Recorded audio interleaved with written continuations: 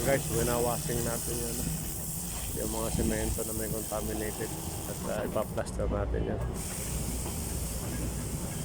Para pagka in-apply natin sika, malinis siya.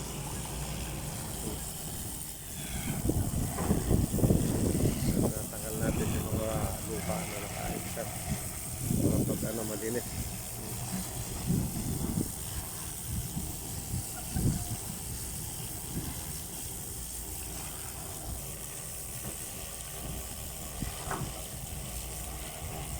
Guys, hindi natin mabuti ang winawashing natin.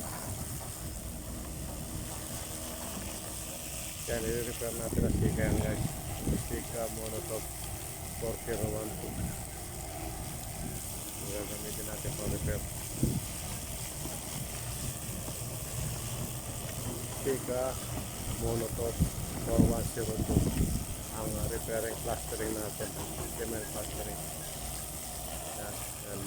Yung mga malalalim na yan, ipaplaster natin yan.